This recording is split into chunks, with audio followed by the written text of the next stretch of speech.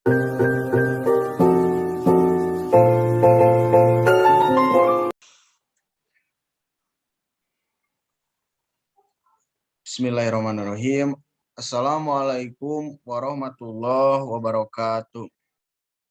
Alhamdulillahirabbil alamin wa bihi nasta'inu ala umuri dunya waddin wa ala alihi washabihi ajmain amma ba'du. Alhamdulillah teman-teman semuanya kita dapat dipertemukan kembali di pertemuan kali ini. Kami dari kelompok 8 akan mempresentasikan mengenai struktur ilmu pengetahuan. Baik teman-teman untuk menyimak apa yang kami sampaikan nanti. Langsung saja ke presenter pertama yaitu Saudari Iis Islamiati. Kepadanya kami persilahkan. Baik, terima kasih kepada moderator. Di sini saya akan menjelaskan mengenai pengertian ilmu pengetahuan. Pengetahuan adalah hasil tahu manusia terhadap sesuatu atau segala perbuatan manusia untuk memahami objek yang dihadapinya. Hasil usaha manusia untuk memahami objek tersebut dari bahasa Inggris, yaitu yang berarti dari bahasa Latin, scientia, dari bentuk kata kerja yang berarti mempelajari dan mengetahui. Sedangkan pengetahuan diambil dari bahasa Arab, yaitu alima ya'lamu ilman, yang berarti mengerti atau memahami benar-benar. Berikutnya ada pengertian struktur ilmu pengetahuan. Struktur ilmu pengetahuan ini dapat suatu anggota yang luas bahwa ilmu pada dasarnya adalah metode induktif empiris dalam memperoleh ilmu pengetahuan. Walau metode keilmuan menyatakan kenyataan bahwa apa yang dalam usaha mencari pengetahuan lebih tepat digambarkan sebagai kombinasi antara prosedur empiris dan rasional. Sedangkan secara sederhana dapat dikatakan bahwa metode keilmuan adalah suatu cara dalam memperoleh pengetahuan, suatu rangkaian prosedur mendapatkan jawaban tertentu dari pertanyaan tertentu pula.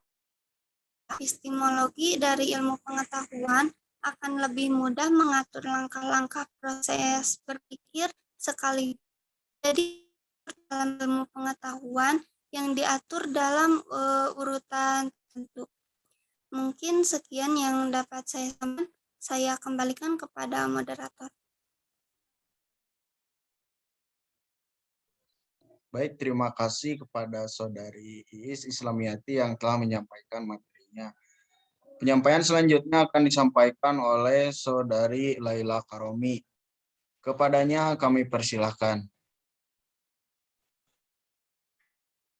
Moderator, di sini saya akan menjelaskan mengenai kerangka dasar prosedur dalam struktur ilmu pengetahuan. Jadi ada beberapa kerangka dasar prosedur dalam struktur ilmu pengetahuan. Yang pertama yaitu metode ilmiah. Next. Nah, metode ilmiah merupakan prosedur dalam mendapatkan pengetahuan yang disebut ilmu. Jadi, ilmu merupakan pengetahuan yang didapatkan melalui metode ilmiah. Tidak semua pengetahuan disebut ilmu, sebab ilmu merupakan pengetahuan yang cara mendapatkannya harus memenuhi syarat-syarat tertentu. Dengan demikian, metode ilmiah merupakan ekspresi mengenai cara bekerja pikiran, yaitu dengan cara bekerja maka pengetahuan yang dihasilkan diharapkan mempunyai karakteristik tertentu yang diminta oleh ilmu pengetahuan, yaitu sifat rasional dan teruji yang memungkinkan pengetahuan merupakan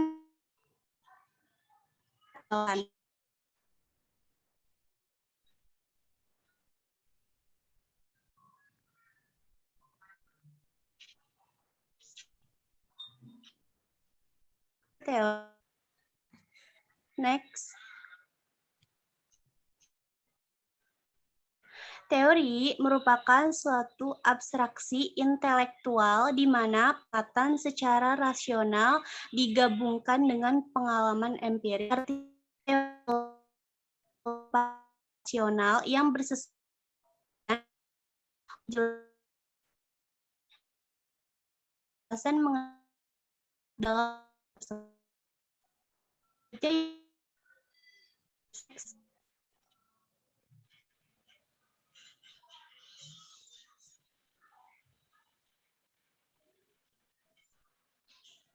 next.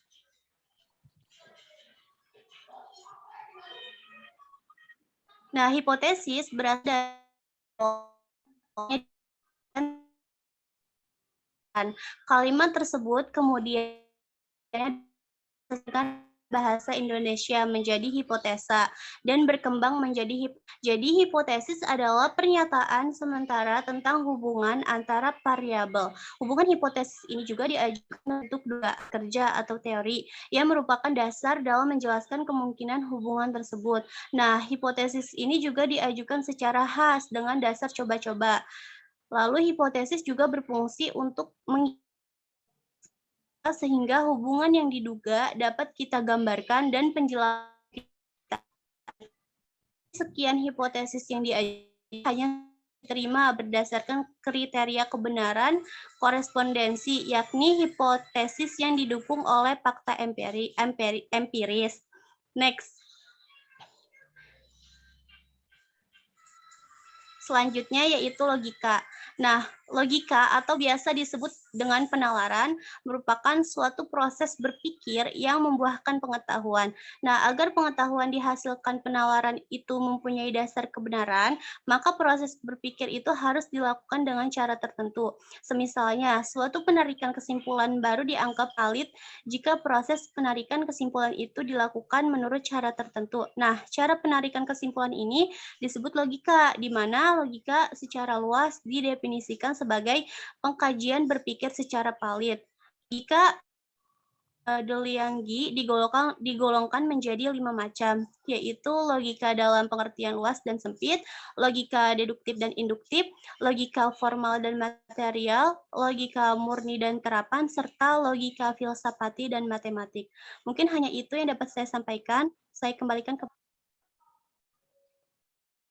Baik, terima kasih kepada Saudari Laila Karomi yang telah menyampaikan materinya. Selanjutnya yaitu akan saya jelaskan mengenai data informasi. Data informasi tahapan ini merupakan suatu yang dominan dalam metode keilmuan. Disebabkan oleh banyaknya kegiatan keilmuan yang diarahkan kepada pengumpulan data. Maka banyak orang yang menyamakan keilmuan dengan pengumpulan fakta. Hasil observasi ini kemudian dituangkan dalam bentuk pertanyaan pernyataan. Penyusunan dan klasifikasi data tahapan metode keilmuan ini menekankan kepada penyusunan kata dalam kelompok-kelompok, jenis-jenis, dan kelas-kelas. Dalam sebuah cabang ilmu usaha untuk mengidentifikasi, menganalisa, membandingkan, dan membedakan fakta-fakta yang tergantung kepada adanya klasifikasi yang disebut taksonomi, dan ilmuwan modern terus berusaha untuk menyempurnakan taksonomi untuk bidang keilmuan mereka. Lalu yaitu pembuktian. Langkah selanjutnya setelah menyusun hipotesis adalah menguji hipotesis tersebut dengan mengonfrontasikannya atau menghadapkannya dengan dunia fisik yang nyata. Seringkali dalam hal ini kita harus melakukan perantara, yakni menentukan faktor yang kita uji dalam langkah melakukan verifikasi terhadap hipotesis tersebut. Kadang-kadang kita membutuhkan instrumen yang membantu panca indera seperti kita umpamanya teleskop atau mikroskop. Tidak jarang pula beberapa pembuktian ilmiah membutuhkan alat yang rumit sekali, sehingga terjadi bahwa hipotesis baru dapat dibuktikan beberapa lama setelah ditemukan alat yang dapat membantu pengumpulan fakta yang dibutuhkan. Lalu yaitu evaluasi. Evaluasi dalam hal ini ialah menarik kesimpulan yang merupakan penilaian apakah sebuah hipotesis yang diajukan itu ditolak atau diterima Sekiranya dalam proses menguji hipotesis tidak terdapat fakta yang cukup mendukung, maka hipotesis itu ditolak. Hipotesis yang diterima kemudian dianggap menjadi bagian dari pengetahuan ilmiah sebelumnya serta telah teruji kebenarannya. Lalu yang terakhir yaitu paradigma.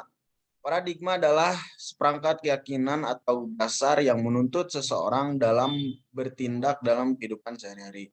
Sedangkan menurut Guba, paradigma ilmu pengetahuan mempunyai definisi bahwa perangkat keyakinan mendasar yang memandu tindakan-tindakan manusia dalam keseharian atau penyelidikan ilmiah.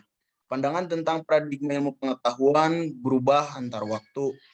Perubahan paradigma dalam ilmu pengetahuan mencakup seluruh aspek paradigma. Mungkin sekian presentasi dari kelompok kami. Kurang lebihnya mohon maaf. Wallahul muwaffiq ila aqwamit thoriq. Wassalamualaikum warahmatullahi wabarakatuh.